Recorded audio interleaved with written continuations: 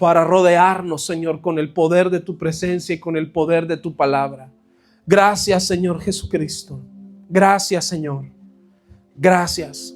Padre, en esta mañana queremos bendecir tu nombre y dar a conocer, Señor, a todo aquel que pueda escuchar tu palabra y que reciba tu palabra, que tú eres un Dios que tienes destino y camino marcado para que nosotros andemos en él. No para que cada uno tengamos algo como si tú manipularas nuestras vidas, sino que tú has marcado un camino y un destino para que andemos en él. Pero dependerá de cada uno de nosotros tomarlo, negarnos a nosotros mismos, tomar nuestra cruz y seguirte, porque este camino no es impuesto, este camino no es obligatorio, este camino, Señor, fue abierto por un sacrificio. Y aunque todos quizás debiéramos de tomarlo, porque ha sido lo mejor que planeaste para nosotros, muchos, dice tu palabra, muchos caminan por un camino amplio y espacioso que al fin lleva a la muerte.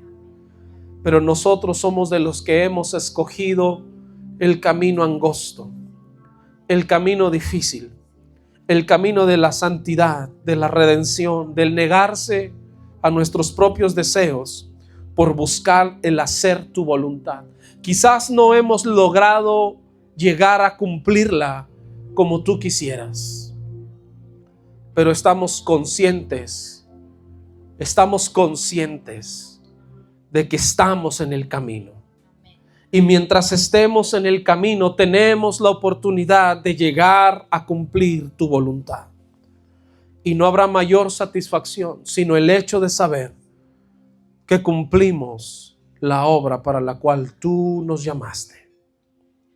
Padre, que toda enfermedad sea llevada cautiva el día de hoy a los desiertos y allá se quede.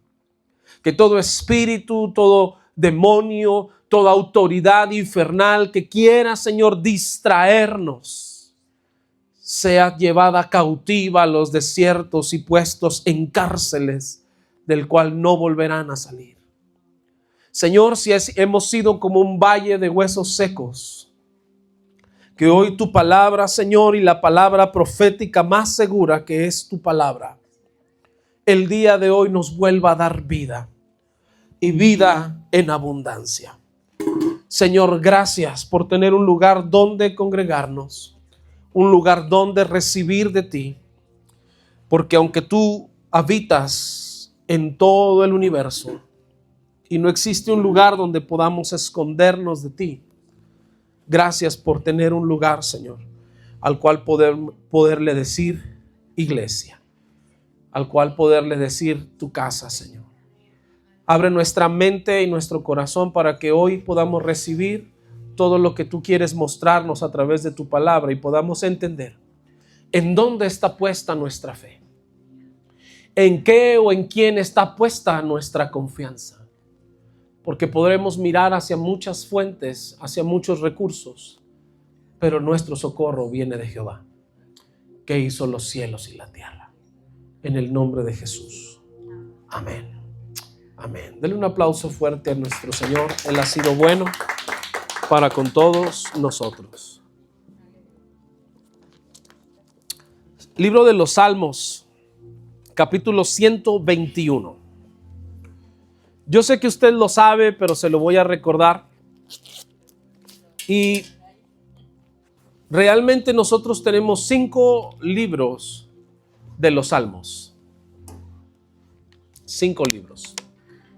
Están divididos o conformados de forma también gradual, pero realmente dentro de los 7 u 8 autores, posible más, posiblemente menos, pero de los 7 u 8 autores conocidos bíblicamente, escritores de los libros de los Salmos, hay salmos que los escribieron los hijos de Coré, hay salmos que los escribió el rey David, hay salmos que los escribió levita y profeta Asaf, salmos que escribieron o que escribió Moisés, salmos que describen o se describen a través de los cánticos, los levitas o los cautivos en Babilonia.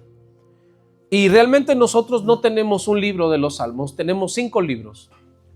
Y hay una área que dentro de los escritores conocidos bíblicamente y posiblemente algún salmo sea de alguien no conocido, pero sí escrito en verdad de esa época y de esa genealogía de gente que escribía bajo la revelación y bajo la gracia de Dios. Encontramos salmos que son graduales o son alabanzas y cánticos que iban creciendo según Dios iba tratando con cada uno de sus hijos, con cada uno de su pueblo, y según la experiencia de cada salmista también escribieron cosas que en ese entonces parecían que eran como cantos que le dedicaban al Señor acerca de la vida y las situaciones que ellos estaban viviendo. Y por la mañana meditaba en esto acerca de cómo Dios tiene para nosotros un camino y un destino. Y mucho se ha escrito, mucho se ha predicado y mucho se ha enseñado acerca de que Dios tiene un propósito para nosotros en la vida.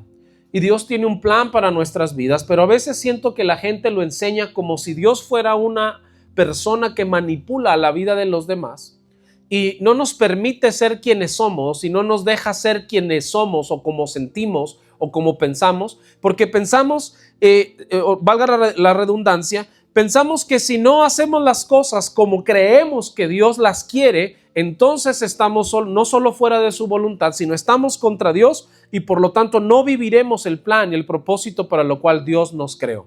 Y yo creo que eso ha sido porque se ha enseñado mal, porque se ha enseñado desde un punto bíblico, pero legalista, o se ha enseñado desde un punto imaginario de lo que la gente cree que es Dios, cuando yo prefiero ir a su palabra y descubrir qué es lo que quiere Dios de mí, qué es lo que pide Dios de mí, qué es lo que Dios habla acerca de mí. Y la semana pasada yo les enseñaba de parte de Dios que cuáles son las cosas que Dios pide de nosotros, qué es lo que Dios demanda de nosotros. Sin embargo, también me pongo a pensar, me pongo a meditar acerca de cómo es que nosotros nos acercamos a esas fuentes para tomar lo que pensamos que necesitamos para cumplir la voluntad de Dios. Y el libro de los Salmos, capítulo 121, me enseña algo muy importante en la escritura, que es cuáles son aquellos montes a los que yo recurro en el momento difícil, en el momento frustrante, o también en el momento en el que creo que quiero hacer lo correcto, pero quizás estoy yendo hacia un soporte o a un respaldo quizás incorrecto. Salmos capítulo 121, verso 1 dice: alzaré mis ojos a los montes. Y ahí como que hace una pregunta. Hay un verso original que no viene como en pregunta, sino es como una afirmación. Pero en esta versión que nosotros tenemos dice: alzaré mis ojos a los montes. ¿De dónde vendrá mi socorro? Mi socorro viene de Jehová, que hizo los cielos y la tierra. No dará tu pie al resbaladero, ni se dormirá el que te guarda. He aquí, no se adormecerá ni dormirá el que guarda a Israel. Jehová es tu guardador, Jehová es tu sombra a tu mano derecha. El sol no te fatigará de día, ni la luna de noche. Jehová te guardará de todo mal, él guardará tu alma. Jehová guardará tu salida y tu entrada desde ahora y para siempre. Yo no sé si usted sabía, pero la palabra de Dios nos enseña que Jerusalén está rodeada por 7 montes alrededor. Hay aproximadamente como 6, 7 montes alrededor de lo que es o lo que se convirtió en la capital del reino de Israel. Y cuando David llevó la presencia de Dios a los montes donde él estuvo gobernando, ya sea Horeb, ya sea el Sinaí, ya sea, a Sión, él estableció el lugar de adoración para el Señor siempre en los montes. Y la pregunta sería, ¿por qué en las montañas o por qué en los montes? Yo no sé si usted sepa, pero la palabra altar significa lugar alto. Eso significa la palabra altar. Así que cuando nosotros venimos a la iglesia y le decimos a Dios, Señor, quiero ser un altar para ti, lo que literalmente le estamos diciendo a Dios es, yo quiero ser un lugar alto. Quiero ser algo que se despegue de lo que es llano o de lo que es plano y poderme diferenciar de entre los demás. Un altar es un lugar alto. Y la naturaleza y la palabra de Dios nos enseña que las montañas o los montes o los cerros son lugares altos por naturaleza. No sé si usted recuerda la historia del libro del Éxodo, capítulo 18, 19 y 20, donde Dios le pidió a Israel que subieran a un monte alto llamado el monte del Sinaí, que es el monte donde Dios esperaba encontrarse con su pueblo después de haberlos liberado de Egipto. Y me llama la atención que siempre Dios insistía en que el pueblo fueran y lo buscaran, y Dios se manifestaba en los lugares altos. La pregunta sería, ¿por qué a Dios le gusta manifestarse en lugares altos? ¿Por qué Dios llamaba al pueblo a un altar? ¿Por qué Dios se manifestaba en los cerros? ¿Por qué Dios se manifestaba en los montes? ¿Por qué Dios hacía esta cultura de adoración, de tener que subir a un lugar alto para encontrarse con Él? Pregúnteme por favor, ¿por qué? Porque subir a un monte conlleva sacrificio. Y Dios no recibe adoración que no conlleva sacrificio. Porque en sí la palabra adoración conlleva sacrificio. Porque Dios es un Dios que merece lo mejor de aquel a quien Él llama. Y Dios siempre se ha diferenciado entre el hombre y todas las demás creaciones o criaturas para darse a notar como alguien superior, como alguien que aunque nos ame, nos perdone, nos bendiga, nunca será igual a nosotros. Dios siempre está por encima de su creación. Él nunca será igual a su creación. Él es superior porque Él es el creador. Amén. Y Dios llamaba siempre a Israel a encontrarse en lugares altos para que a Israel le costara el sacrificio de poder llegar a Él y demostrarle a Él cuán precioso era el hacer el esfuerzo de buscarle y subir. Y sabe, para Moisés, un hombre de aproximadamente 85, 90, casi 100 años, cuando él subía al monte Sinaí, ¿se imaginan lo que es tener más de 90, 95, 100 años? Y que Dios le dijera un día por la mañana a usted, ven y súbeme a buscar acá, quiero hablar contigo. Y Moisés salir de la tienda y decir, tengo que subir ese gran cerro para ir a hablar con Dios. Santa cachucha. Y así como que usted cree que a Moisés le pesaba y decía, Señor, ¿no me podrás hablar aquí en bajito, aquí en la casa? Porque no sé si a usted le ha pasado que usted está en una situación difícil y quiere que Dios lo visite en la sala de su casa. Y dice gente, no, es que yo puedo orar hasta dormido, aquí acostado en mi cama, aquí que Dios me hable. Y sabe, ¿qué sacrificio le demuestras a Dios? Queriendo ajustar a Dios a la comodidad de tu situación, a la comodidad de tu vida, esperando una respuesta de Dios ahí donde tú te encuentras. No, si Dios va a hablarme, que me hable aquí en mi cama de hospital porque estoy muy malo. ¿Por qué no crees y te levantas y dices, sí, estoy en un hospital, sí, estoy en una cama, pero voy a ponerme de pie y voy a decir, Señor, aquí estoy, visítame? Tu presencia requiere sacrificio. Tu presencia conlleva esfuerzo. Cuando Dios llamó a Abraham, al monte Moria y le dijo, ven y sacrifícame a tu hijo, a tu único, a quien tú amas, lo hizo subir hasta la cima de un monte donde Dios le mostró. Siempre que Dios quiso encontrarse con alguien para mostrarle su destino, lo citó en un lugar alto porque conlleva sacrificio conocer a Dios.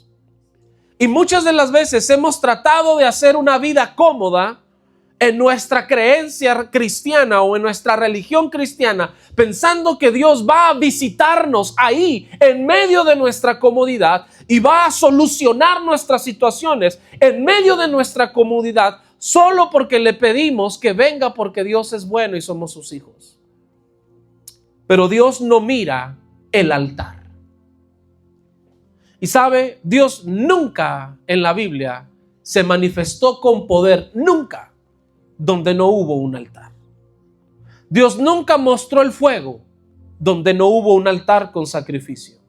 Dios nunca respondió con poder donde no miró una ofrenda de altar con sacrificio.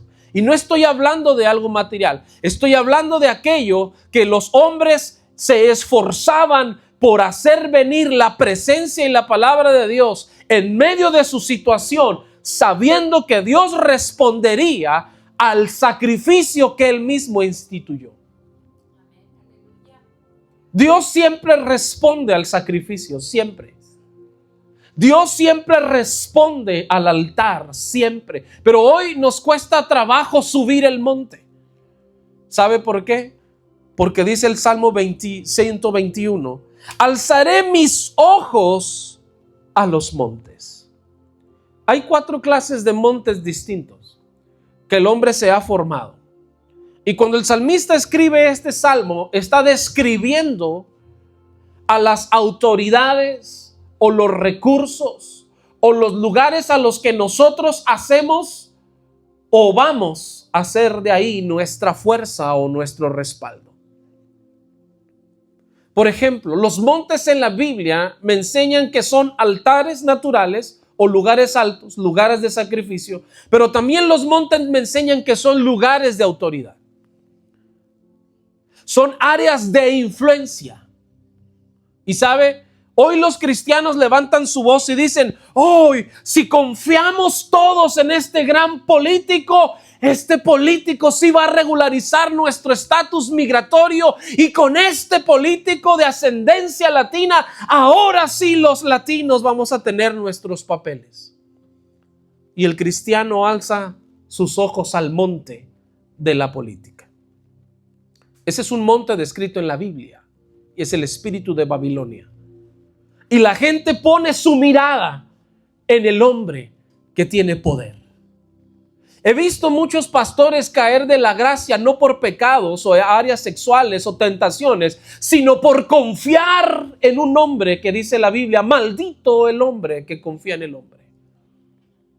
Pero ponen su confianza en aquel que los va a sacar de pobres.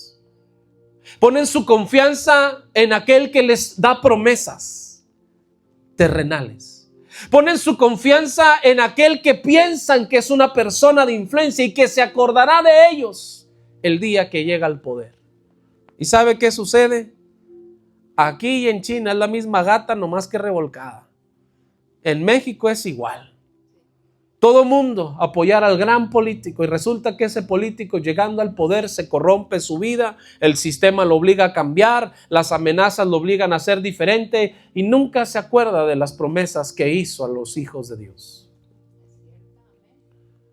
Y uno de los montes en los cuales el hijo de Dios, la hija de Dios, el cristiano pone su mirada es en ese monte llamado poder político, en ese monte llamado influencia, en ese monte llamado poder, en ese monte llamado ambición. He visto mucha gente destruir a otros cristianos en este país y en esta ciudad porque tienen su mirada en la ambición de lo que pueden obtener a través de alguien y no entendiendo que quien destruye a su propio pueblo, dice la Biblia, el Señor le destruirá. Porque quien destruye la iglesia, el Señor le destruirá a él, dice la Biblia. Y muchas veces veo gente pelearse por gente, veo a pastores maldecir a pastores, veo a pastores pelear con pastores porque fulano de tal se fue a la iglesia de fulano de tal y como era un hermano diezmador, ahora entonces la otra iglesia está bajo maldición porque al pastor le robaron sus ovejas. No entendiendo lo que dice la escritura, y es que ni un cabello de tu cabeza te pertenece a ti. Pero como su mirada está en el monte de la ambición, su mirada no está puesta en Jehová. Dice, ¿a dónde alzaré? Dice, alzaré mis ojos a los montes. Y existe ese monte. Y la Biblia me enseña específicamente 4 montes muy especiales que en todos los lugares existen. Y ese monte llamado influencia o autoridad o política es un gran monte. Porque ¿cuántos de nosotros no hemos pensado que si tal presidente llega a la presidencia, ahora sí va a dar una amnistía? Ahora sí va a regularizar a todos. Y sabe, el Hijo de Dios, el cristiano y el latino común está poniendo su mirada en que su vida se pueda arreglar a través de alguien que llega al poder, no entendiendo que dice la Biblia, es Dios quien quita y pone reyes. Es Dios quien da gracia a los hombres delante de los hombres. Es Dios quien establece y dice a quién le pertenece la tierra. Y aunque la gente lo quiera negar, Dios sigue siendo el dueño de la tierra y Él la reparte a quien Él quiere. Y eso no dejará de existir. Llámeme antiguo testamentario, llámeme religioso, llámeme que hablo conforme a la ley. Hábleme como usted quiera, piense de mí lo que usted quiera, pero lo que yo sé es que la palabra de Dios es eterna. Y mi Biblia dice que la tierra y su plenitud son de Jehová. Los que en él habitan le pertenecen a él. Por lo tanto, el único que puede arreglar tu situación personal se llama Jehová. El único que puede dejarte estar en esta tierra o sacarte de ella se llama Dios. Y todos tenemos el resultado de las decisiones que hemos tomado.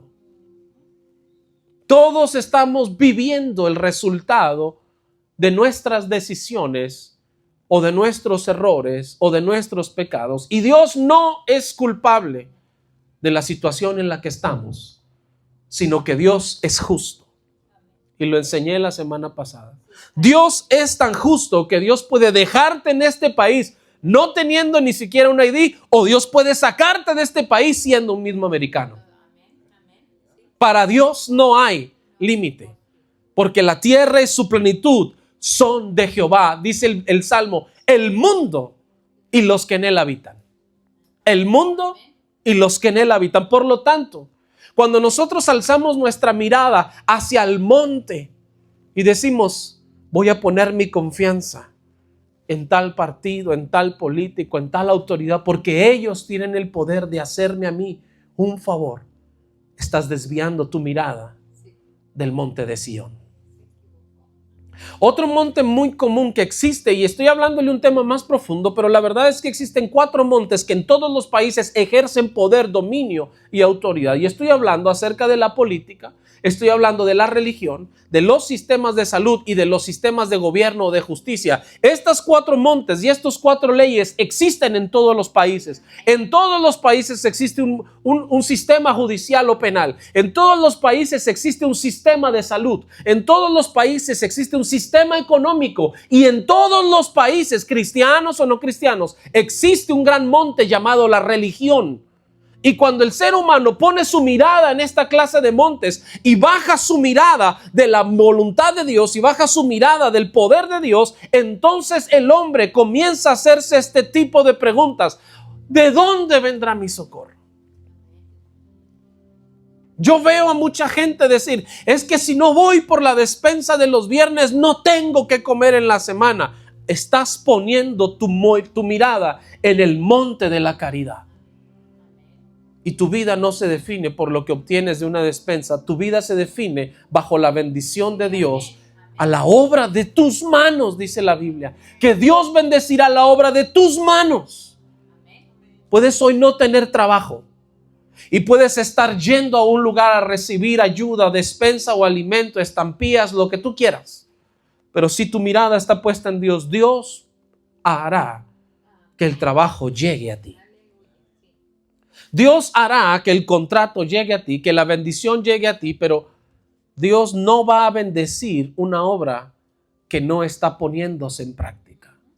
Porque dice la Escritura, según el libro del Deuteronomio 28, que Dios bendice la obra de nuestras manos.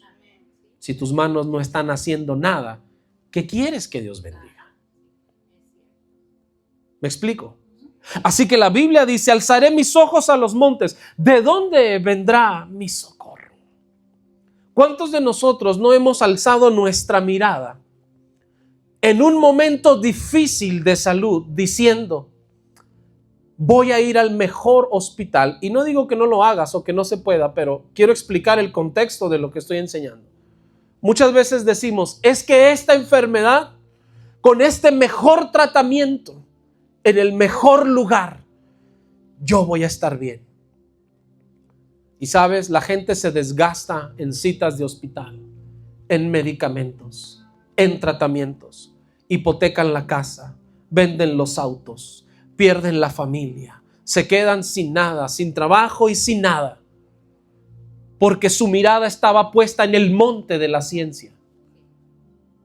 Es que si hago esto como mi comadre me dijo de estas pastillas, yo voy a estar bien. Esta depresión me la voy a sanar porque si mi comadre salió usando este tratamiento, yo también lo voy a usar para salir de ahí. Pero resulta que las heridas no son las mismas. A alguien le declararon una enfermedad incurable y de pronto es, pero si haces esto, mira, vas a estar mejor, vas a tener mejor calidad de vida.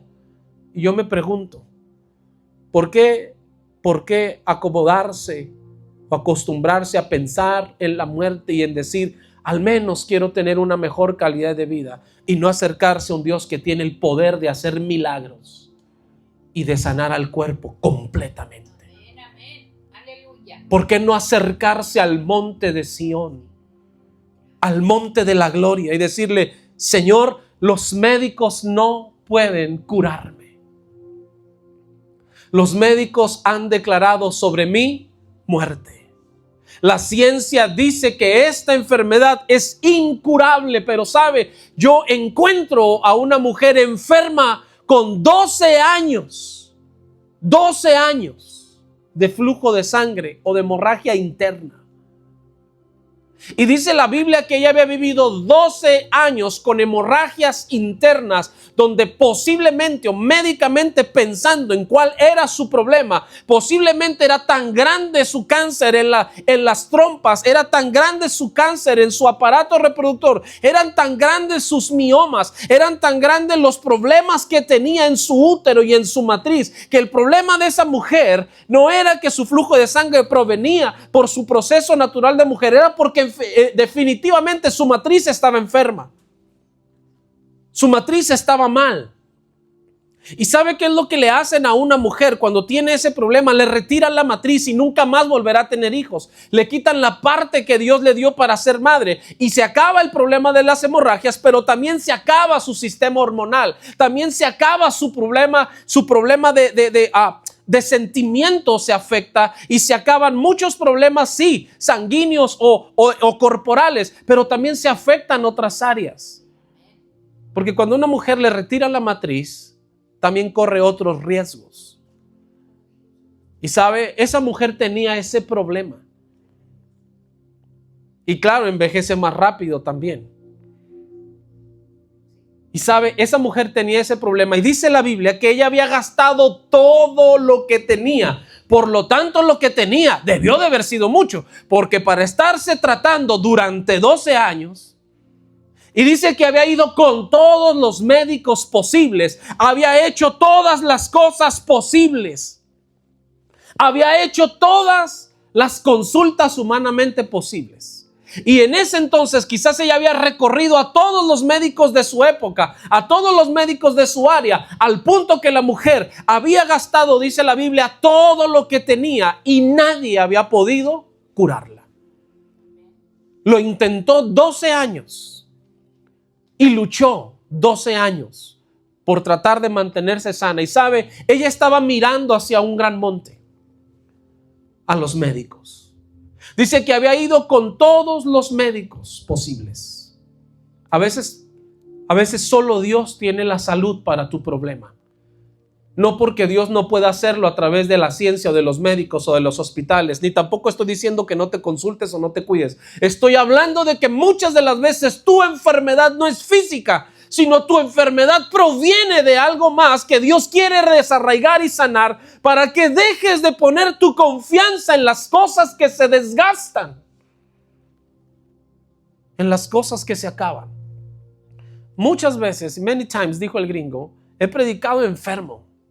Y mucha gente me pregunta, pero ¿por qué si oras por otros y los demás sanan, tú no sanas? Y le digo, porque no es el problema mi salud y no es el problema esta gripe o esta infección. El problema es que yo soy el medio para que otros reciban salud. Por lo tanto, mi cuerpo lo va a resentir, pero no me siento enfermo en mi corazón, ni en mi fe, ni en mi alma. Quizás mi cuerpo resiente una enfermedad, pero mi espíritu está intacto. Por lo tanto, si Dios sana a otros a través de mí, gloria a Dios. Y si no me sana a mí, no me importa. Un aguijón debes de tener para seguirte humillando. Yo recuerdo que mi mamá era una persona que operaba en sanidades y milagros. Y ella padecía de un problema en su hígado. Y era muy extraño que cada vez que alguien venía y le decía que se oraba por ella, y enfermedades cruciales como cáncer, como diabetes, como problemas fuertes en el área de la salud, como personas que tenían un flujo de sangre, inclusive mi mamá padecía esa enfermedad, llegó a padecer de ese tipo de hemorragias. Por eso lo hablo con conocimiento de causa, porque lo he vivido. Entonces ella oraba por los demás gente. Yo le decía, mamá, ¿por qué tú sí oras por otras personas sanas, pero oramos por ti y no sanas? Y llegamos a cuestionar a Dios, a decirle, Señor, ¿por qué en otros sí y en ella no? Y es como que levantas tu mirada a los montes y dices, ¿de dónde vendrá mi socorro? Y sabe, yo tengo un amigo, una familia de amigos en la ciudad de donde provengo que son especialistas en tratar el cuidado celular y el antienvejecimiento celular del cuerpo. Son gente cristiana, pastores, sus hijos ministros. Ellos son unos lindos pastores, pero son especialistas. Él es un doctor hematólogo, entonces es especialista en saber lo que le sucede a la sangre en el cuerpo. Y él tiene su propia clínica de antienvejecimiento celular y tiene tratamientos muy, muy caros y tratamientos muy, muy buenos. Y cuando mi mamá estuvo enferma en el último episodio de su vida, nosotros mandamos traer un tratamiento muy caro de Suiza que era para rejuvenecer las células madre del cuerpo y así poderle ayudar a que el hígado de mi madre se regenerara y que no tuviera tantas hemorragias y tanta pérdida de sangre en su cuerpo. Pero aún trayendo el mejor tratamiento que nos costó en aquel entonces carísimo, le estoy hablando hace ya más de 12 años o 13 años, y estoy hablando de que vivía en México, o sea, es mucho dinero, y lo hicimos por el amor, porque peleas, porque luchas, por tener a tus seres queridos contigo, pero te das cuenta de que dice el Salmo, estás alzando tus ojos al monte incorrecto. Pero haces todo lo posible. Yo creo que esta mujer del flujo de sangre, y no solo lo creo, sino lo leo, hizo todo lo que estaba a su alcance. Pero dice, nadie podía curarla. Pero ella escuchó que Jesús sanaba.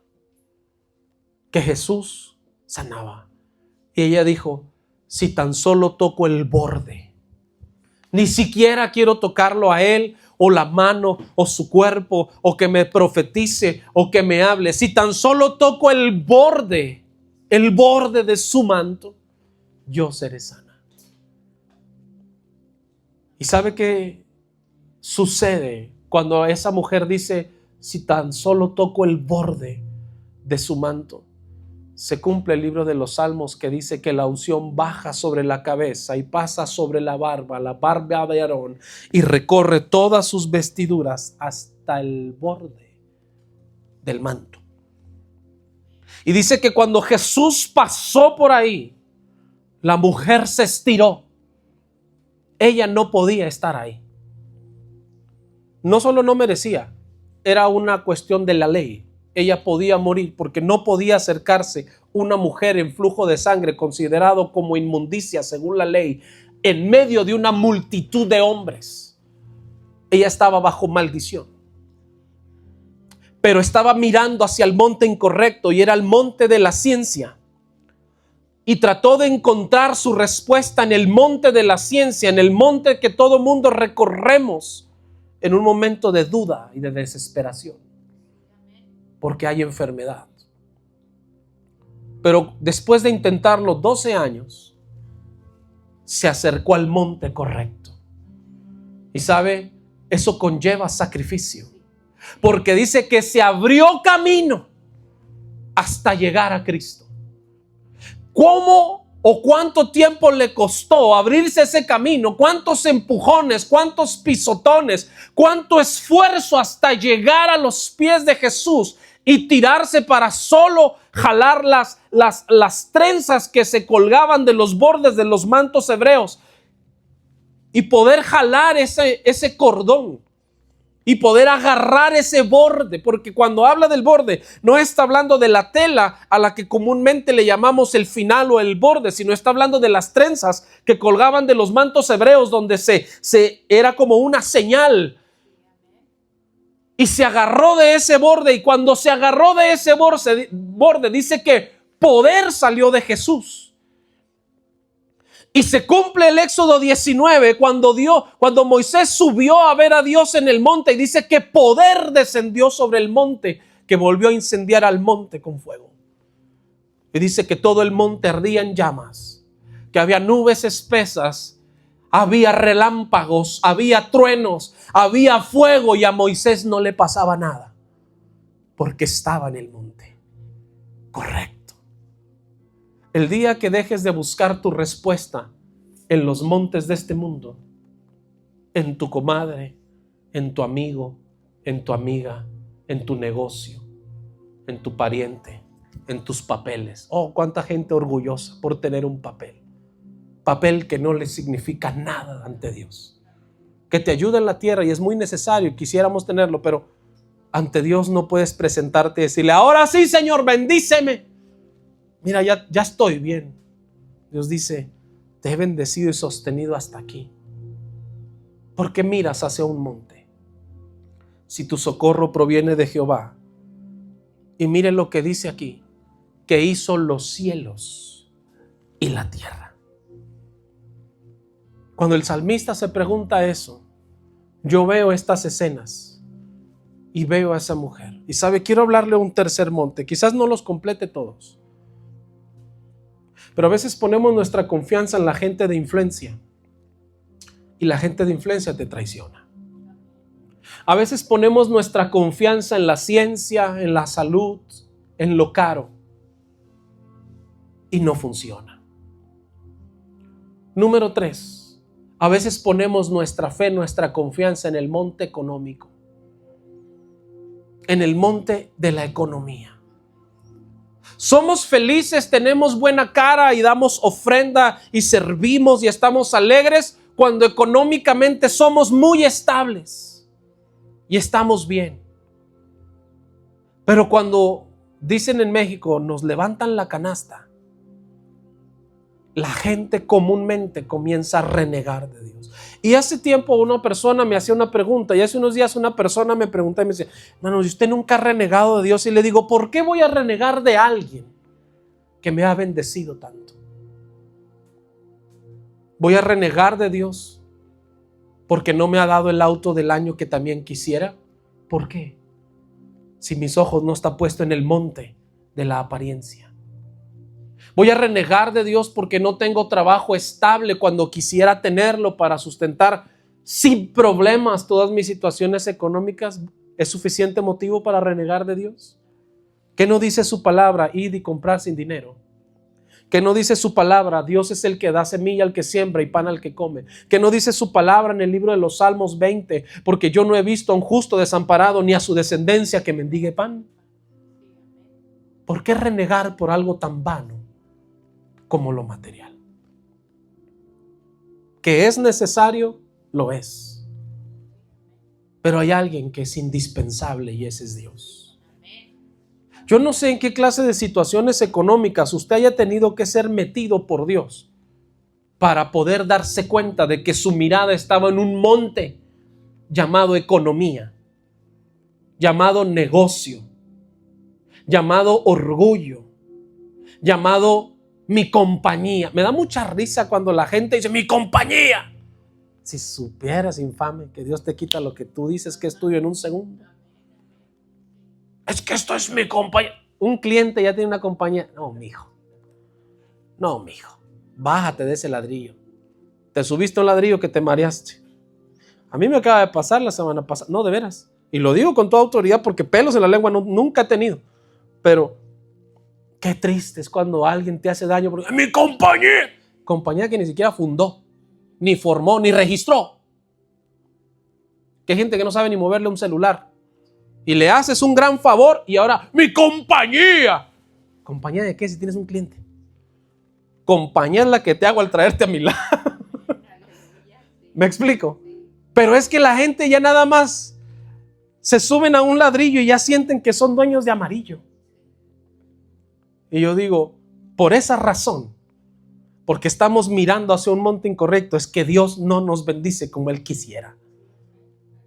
Porque apenas cae un primer cheque de lo que usted quiera, $1,000, $2,000, y ya sentimos que podemos comprar el mundo. Y Dios dice, si con esto te emocionaste, imagina todo lo que yo tengo para ti. Pero si esto te hizo apartarte de la humildad, si esto te hizo apartarte de tu familia, si esto te hace perderte en vicios y pecados, imagínate si te bendigo con más, te vuelves loco. Y sabe, Dios nos mete en procesos de situaciones económicas no para maldecirnos y no para quitarnos, sino dice Deuteronomio 8, para saber lo que hay en nuestro corazón. Y siempre que un cristiano padece económicamente, se deja ver la clase de cristiano que es. Porque la gente falsa en el cristianismo, que se les levanta la canasta y empiezan a batallar económicamente, empieza a salir su verdadero yo. Pues no que Dios iba a bendecirme, no que Dios es un Dios de bendición, no que Dios iba a darme lo que el pastor dijo. Allí estoy como tonto dando y dando diezmos para que Dios me bendiga, y en vez de bendecirme me quitó hasta el trabajo, ¿sabe? Porque la mirada estaba puesta en un monte incorrecto. Y no es así. A mí me llama mucho la atención que la gente que más habla de prosperidad es la que más pide dinero. No sé si usted se ha puesto a pensar en eso. La gente que más habla de prosperidad es la que más pide dinero. Y yo digo, entonces si estás tan próspero y tu evangelio es tan próspero, ¿por qué razón tienes que levantar 5 ofrendas en un culto?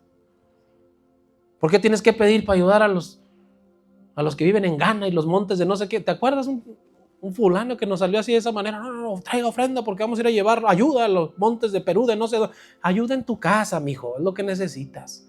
Déjalos de Perú en paz, ayúdate tú. ¿Me explico? Porque la gente que más predica prosperidad es la que más le pide dinero a la gente. Entonces, ¿qué próspero es? ¿Me explico? Y yo lo que miro es solamente un monte de ambición y de falsa economía y de falsa bendición, haciendo que la gente ponga su mirada en eso. Mire lo que la gente dice acerca de este monte. Hermano, si usted le da a Dios 100, Dios le regresa 1,000. Mentira. ¿Por qué Dios te va a dar 1,000 porque diste 100 y si te quiere dar 20? ¿Cómo obligas tú a Dios a darte lo que no quiere darte? Hermano, es que si usted le da a Dios, Dios les da a usted. Mentira del infierno. Porque Dios puede darte si Él quiere y no darte si Él no quiere. ¿Y sabe qué? Dios ya nos dio. No nos va a dar. Él ya nos dio. Y nos dio lo mejor y se llama Jesús. Amén. Hermano, es que le está yendo así económicamente porque usted no está ofrendando. ¿Y usted cómo sabe que es por eso? ¿Me estoy explicando? Por eso es que yo estoy muy en contra, no de la gente. A mí no me ha hecho nada las personas, estoy en contra de la doctrina.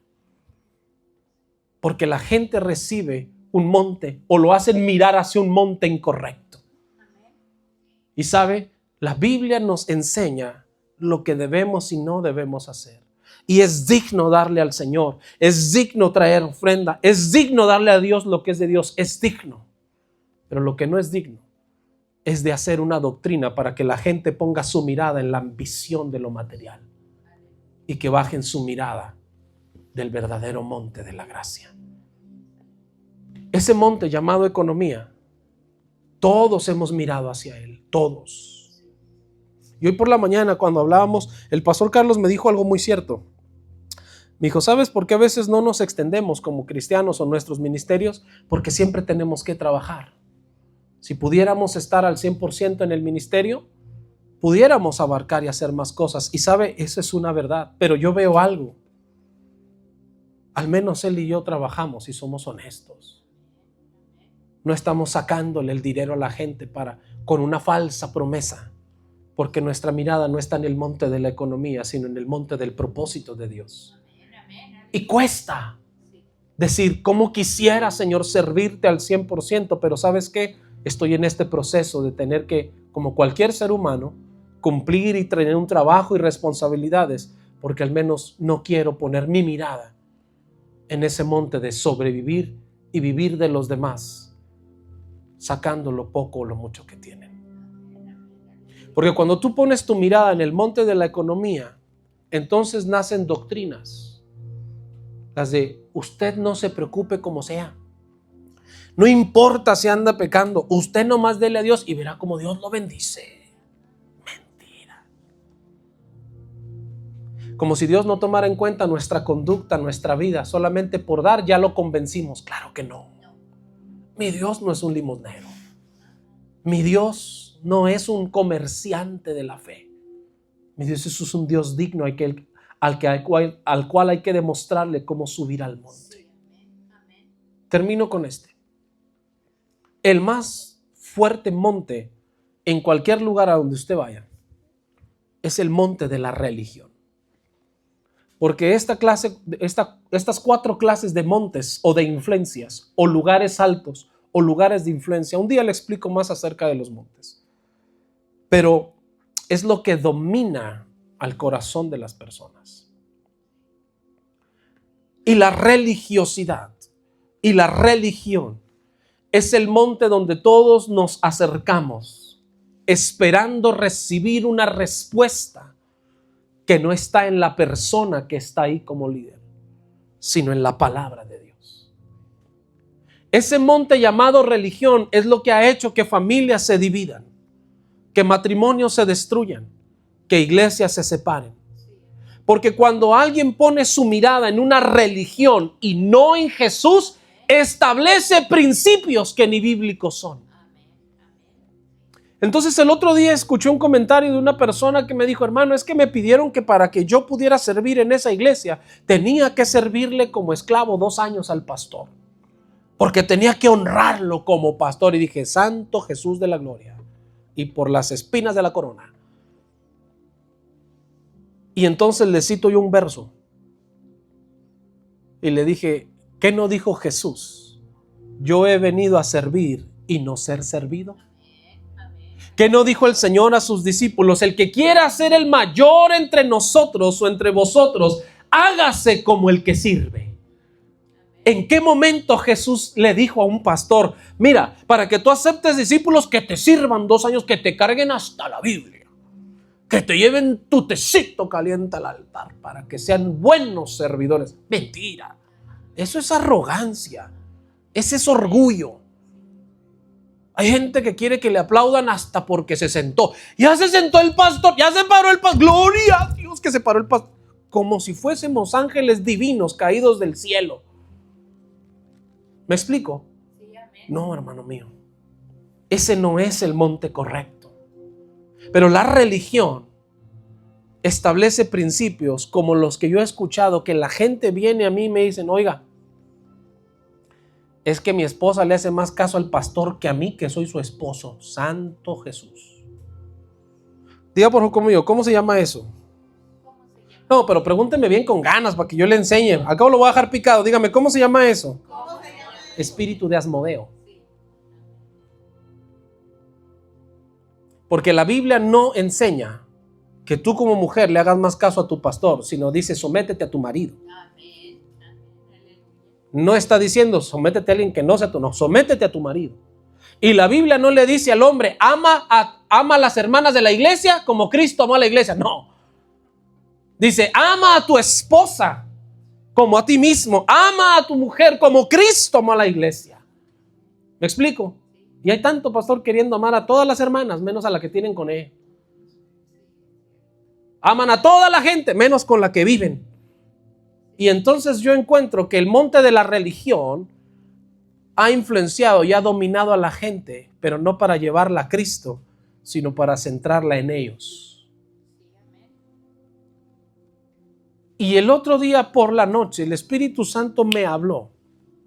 Y platicando yo con él un día en la tarde, que había salido la familia, yo estaba ahí meditando, estaba descansando y estaba escuchando algo.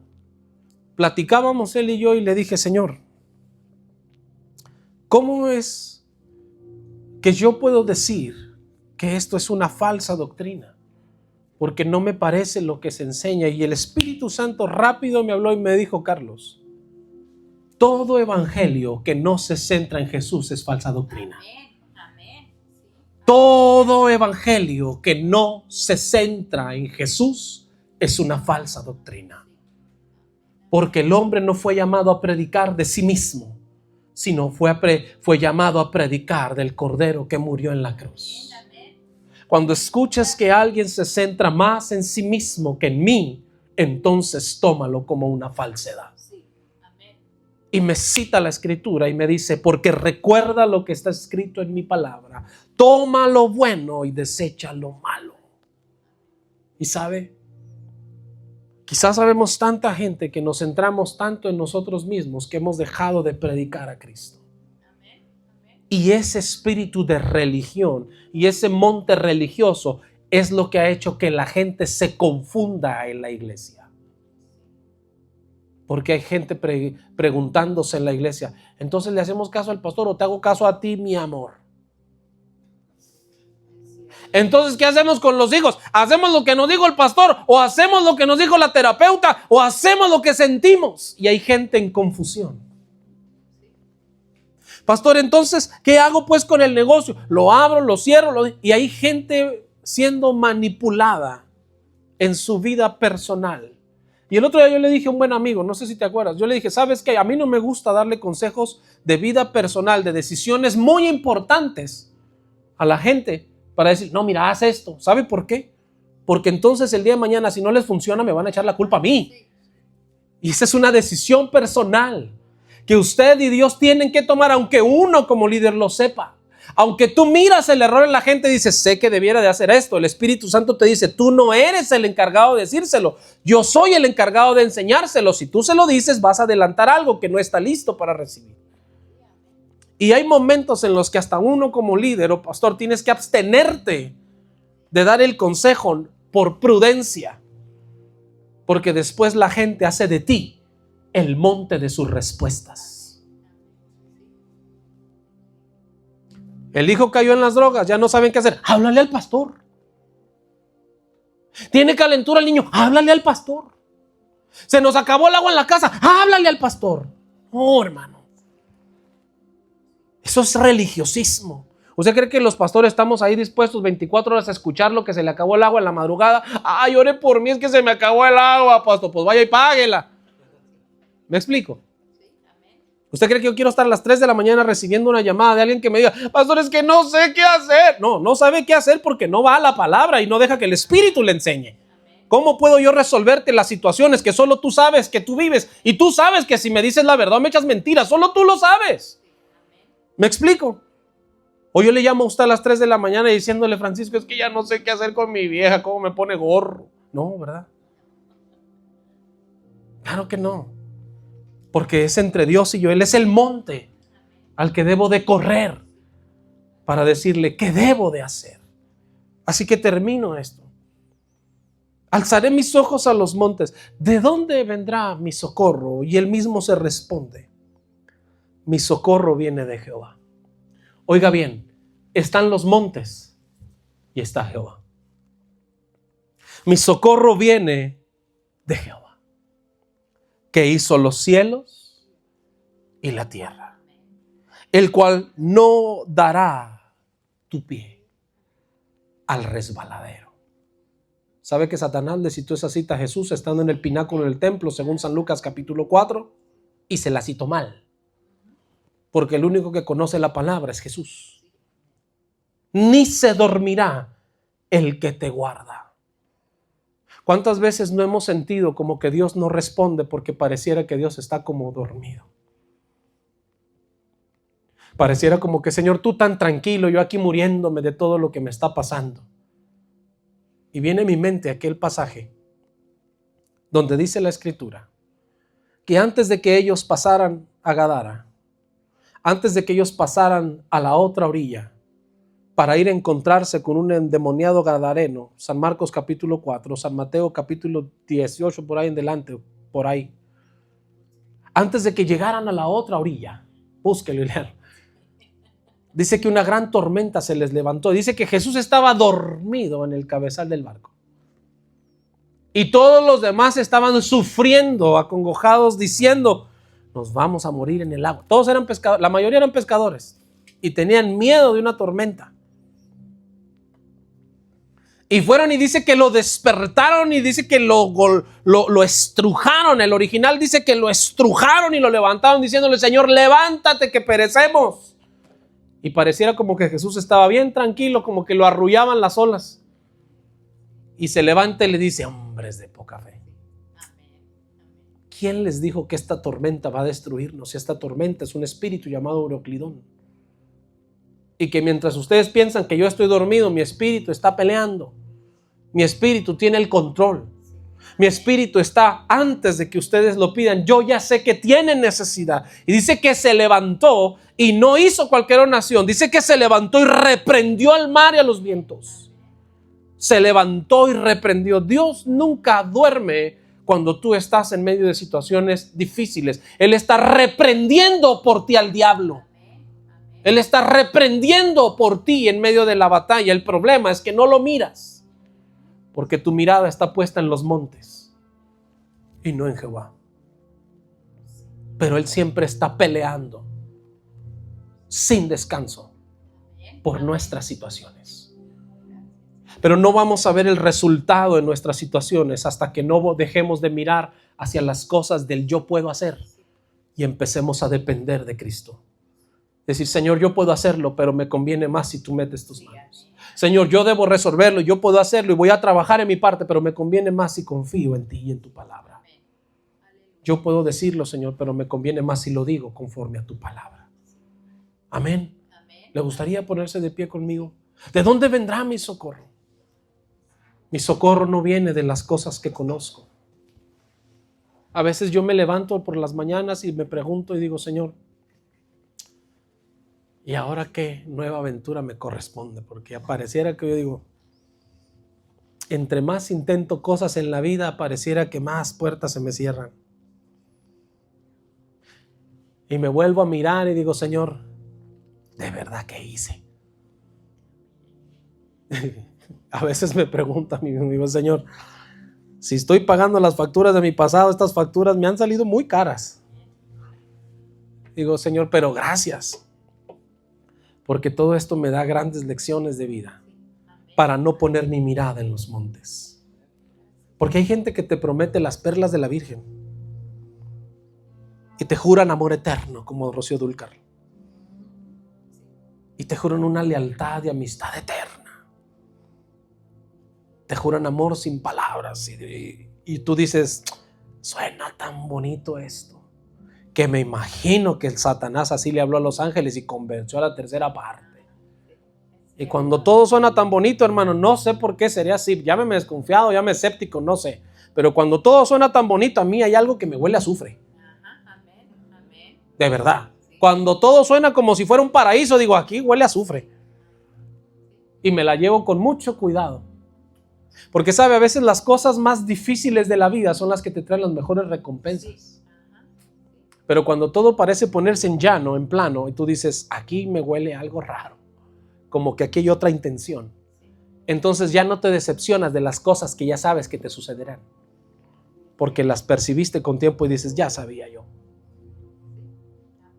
Porque cuando alguien te jura amor eterno y tú dices, alguien te jura lealtad, amistad eterna, tú dices, se oye tan falso como un billete de $3.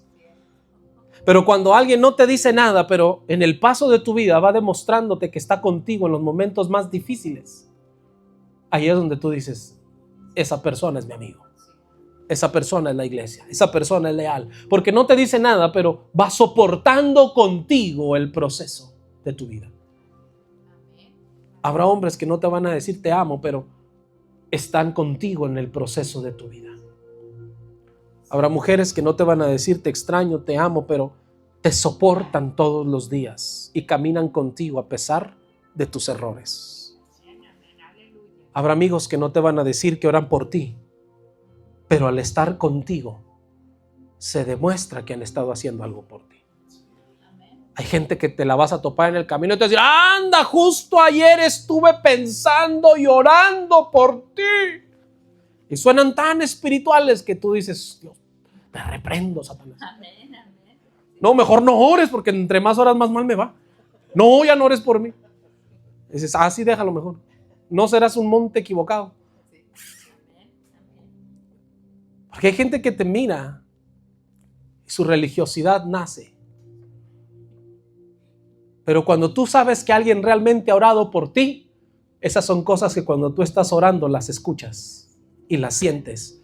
Y sientes paz y te sientes confiado y te sientes respaldado diciendo: estoy en el peor proceso de mi vida, Señor, pero vieras qué paz siento. Alguien ha de estar orando por mí. Alguien ha de estar como un monte atrás de mí, soportándome, ayudándome. Así que dice la Biblia: no se dormirá el que guarda a Israel. Él guardará tu alma y Él guardará tu entrada y tu salida. Y dice la Biblia: desde ahora y para siempre. Cuando usted y yo pongamos nuestra mirada en el monte correcto, que es el monte de Sión, que es la presencia de Dios entre nosotros, que es Jesús mismo, el monte de Sión. Cuando pongamos nuestra mirada en el monte correcto, el monte de su presencia, tu entrada y tu salida estarán guardadas. Así que yo te bendigo en el nombre de Jesús, para que si hemos puesto nuestra mirada en cualquier otra cosa, persona, circunstancia, situación o afán, que Dios nos haga volver nuestra mirada hacia el lugar de su presencia. Padre, en el nombre de Jesús, en esta tarde yo bendigo a tu pueblo, bendigo a tu iglesia, bendigo a tu casa y bendigo a todo aquel que pueda recibir esta transmisión. Que tu Espíritu Santo le convenza de pecado, de justicia y de juicio y lo traiga al arrepentimiento de tu palabra. Y que nosotros que estamos acá nos estemos limpiando constantemente para ser reflejos de tu palabra.